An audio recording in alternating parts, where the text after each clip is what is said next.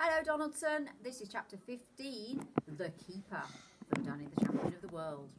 We sat on the grassy bank below the hedge waiting for darkness to fall. The sun had set now and the sky was a pale smoke blue, faintly glazed with yellow. In the wood behind us, the shadows and the spaces in between the trees were turning from grey to black. You could offer me anywhere in the world at this moment, my father said, and I wouldn't go. His whole face was glowing with happiness. We did it, Danny, he said, laying a hand gently on my knee. We pulled it off. Doesn't that make you feel good? Terrific, I said, but it was a bit scary while it lasted. Ah, but that's what poaching's all about, he said. It scares us, and that's why we love it. Look, there's a hawk. I looked where he was pointing and saw a kestrel hawk hovering superbly in the darkening sky above the ploughed field across the track. It's his last chance for supper tonight, my father said. He'll be lucky if he sees anything now. Except for the swift fluttering of its wings, the hawk remained absolutely motionless in the sky. It seemed to be suspended by some invisible thread like a toy bird hanging from the ceiling. Then suddenly it folded its wings and plummeted towards the earth at an incredible speed. This was a sight that always thrilled me. What do you think he saw, Dad? A young rabbit, perhaps, my father said. Or a vole, or a field mouse. None of them has a chance when there's a kestrel overhead. We waited to see if the hawk would fly up again. He didn't, which meant he had caught his prey and was eating it on the ground. How long does a sleeping pill take to work? I asked. Oh, I don't know the answer to that one, my father said. I imagine it's about half an hour. It might be different with pheasants though, Dad. It might, he said. We've got to wait a while anyway to give the keepers time to go home. They'll be off as soon as it gets dark. I've brought an apple for each of us, he added, fishing into one of his pockets. A Cox's orange pippin, I said, smiling. Thank you very much. We sat there munching away. One of the nice things about a Cox's orange pippin, my father said, is that the pips rattle when it's ripe. Shake it and you can hear them rattling. I shook my half-eaten apple. The pips rattled. Look out, he whispered sharply. There's someone coming. The man had appeared suddenly and silently out of the dusk, and was quite close before my father saw him. It's another keeper, he whispered. Just sit tight and don't say a word. We both watched the keeper as he came down the track towards us. He had a shotgun under his arm and there was a black Labrador walking at his heel. He stopped when he was a few paces away, and the dog stopped with him and stayed behind him, watching us through the keeper's legs. Good evening, my father said, nice and friendly. This one was a tall, bony man with a hard eye and a hard cheek and hard, dangerous hands. I know you, he said, coming closer. I know the both of you. My father didn't answer this. You're from the filling station, right? His lips were thin and dry with some sort of a brownish crust over them. You're from the filling station and that's your boy and you live in that filthy old caravan, right?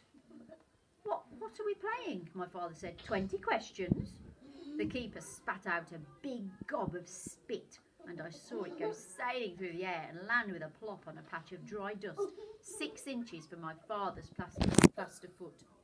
It looked like a little baby oyster lying there. Beat it, the man said. Go on, get out. When he spoke, his upper lip lifted the gum and I could see a row of small discoloured teeth. One of them was black. The others are brownish yellow, like the seeds of a pomegranate. This happens to be a public footpath, my father said. Kindly do not bother us. The keeper shifted the gun from his left arm to his right. You're loitering, he said, with intent to commit a nuisance. I could run you in for that. No, you couldn't, my father said. All this made me rather nervous. Oh, I see you broke your foot, he said. You didn't by any chance fall into a hole in the ground, did you? It's been a nice walk, Danny, my father said, putting a hand on my knee. But it's time we went home for our supper. He stood up, and so did I. We wandered off down the track the way we had come out, leaving the keeper standing there, and soon he was out of sight in the half-darkness behind us. That's the head keeper, my father said. His name is Rabbits. Do we have to go home, Dad? Home? My father cried. My dear boy, we're just beginning. Come in here. There was a gate on our right leading into a field, and we climbed over it and sat down behind the hedge. Mr. Rabbits is also due for his supper, my father said. You mustn't worry about him. We sat quietly behind the hedge, waiting for the keeper to walk past us on his way home. A few stars were showing, and a bright three-quarter moon was coming up over the hills behind us in the east.